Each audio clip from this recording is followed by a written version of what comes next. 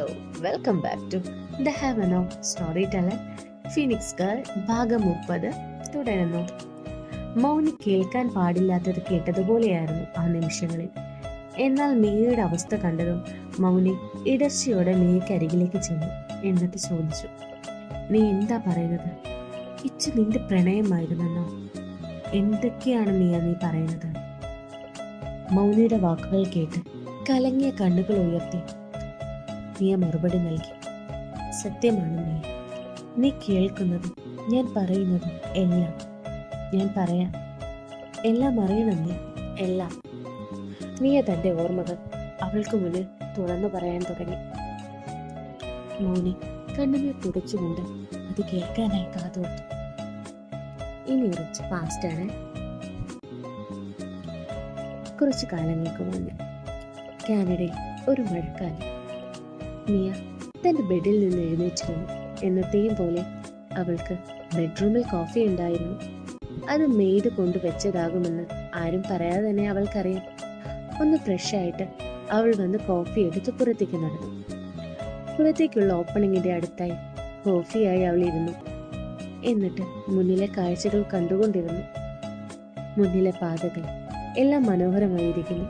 അവിടെ വീഴുന്ന മഞ്ഞുതുള്ളി, തൊട്ടടുത്ത വില്ലയിൽ മാതാപിതാക്കൾക്കൊപ്പം മഴയെ ആസ്വദിക്കുന്ന കുട്ടികളെ കാണുമ്പോൾ വേദന നിറഞ്ഞ് അവളുടെ ഉള്ളിൽ വല്ലാത്തൊരു തണുപ്പ് നിറയുന്നുണ്ടായിരുന്നു. തന്റെ കപ്പിലെ കാപ്പി തീരുന്നതുവരെ ആ കാഴ്ചയെ ആസ്വദിച്ചുകൊണ്ട് അവൾ അവിടെ തന്നെ ഇരുന്നു. ശേഷം റൂമിലേക്ക് ചെന്ന് റെഡിയായി താഴേക്ക് ചെല്ലുമ്പോൾ അവൾ കണ്ടു ഓഫീസിലേക്ക് പോകാനായിരിക്കുന്നു അവളുടെ മമ്മയെ. ആഗ്നസ്, അതാണ് അവരുടെ പേര്. മുട്ടിനൊപ്പം വരുന്ന സ്കേർട്ട്, പിന്നെ ഒരു ക്രോപ്പ് ടോപ്പ്, അതിന് മുകളിൽ ഓവർകോട്ട്, ചുണ്ടിൽ കരിം ചുവപ്പ് നിറത്തിൽ ചായം തേച്ചിരിക്കുന്നു. മിയ വല്ലാത്തൊരു ഭാവത്തോടെ അവരെ നോക്കി. അവൾ നോക്കി നിൽക്കെ തന്നെ അവരുടെ പുതിയ ഭർത്താവായ കനേഡിയൻകാരനായ വില്യം അവർക്കരികിലേക്ക് വന്നു. ഹായ് എന്ന് പറഞ്ഞൊപ്പം അവരുടെ ചുണ്ടുകളും അയാൾ കവർന്നു. ചുണ്ടുകൾ കവരുന്നതിനൊപ്പം തന്നെ അയാൾ കണ്ടിരുന്നു സ്റ്റെപ്പ് ഇറങ്ങി വരുന്ന മിയയെ. അവളെ കണ്ടതിനാൽ തന്നെ അയാൾ അവളെ കാണിക്കാൻ എന്ന പോലെ അവരുടെ നിതംബത്തിൽ തന്റെ കൈകൾ അമർത്തി.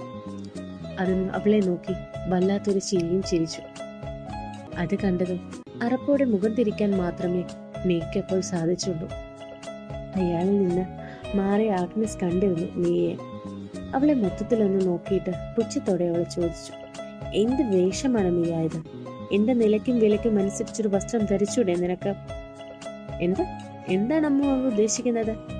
ശരീരം വെളിയിൽ കാണിച്ച് വസ്ത്രം ധരിക്കാൻ ഞാൻ മമ്മയല്ല, എനിക്കതിന്റെ ആവശ്യവുമില്ല.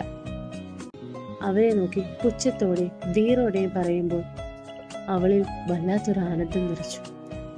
അല്ലെങ്കിൽ നിന്നെ പറഞ്ഞിട്ട് കാര്യമില്ല, ലോ ക്ലാസ് ആയ നിന്റെ അപ്പനെ പറഞ്ഞാൽ മതിയല്ലോ.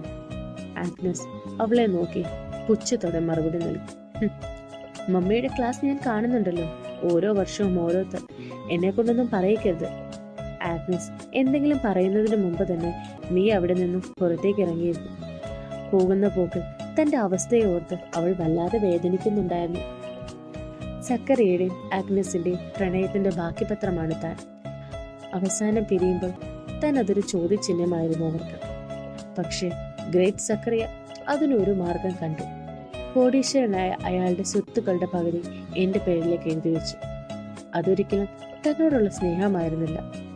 അയാളുടെ ജീവിതത്തിൽ ഞാനൊരു തടസ്സമായി ചെല്ലാതെ ഇരിക്കാൻ. മമ്മ പക്ഷേ എന്നോടുള്ള സ്നേഹം കൊണ്ടല്ല, എന്റെ പേരിലുള്ള സ്വത്ത്, അതാണ് തന്റെ കൂടെ നിർത്താനുള്ള കാരണം എന്ന് മനസ്സിലാക്കട്ടെ. എനിക്ക് കുറച്ച് വർഷങ്ങൾ വേണ്ടി വന്നു. ചിന്തകൾക്കൊടുവിൽ മിയ ഒരു വീട്ടിലേക്ക് ചെന്നു കയറി.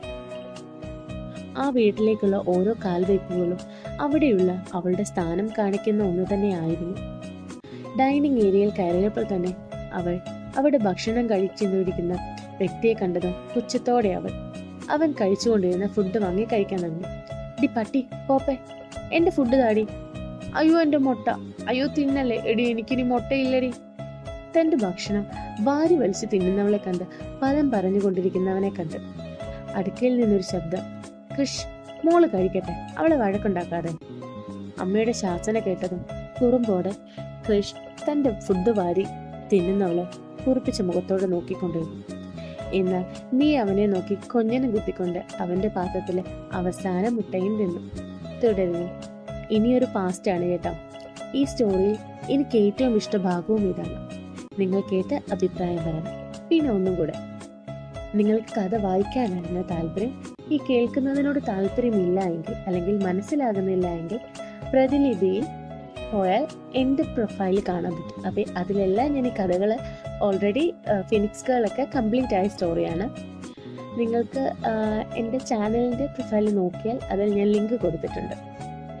അപ്പം അടുത്ത ഭാഗത്തിനായി കാത്തിരിക്കൂ.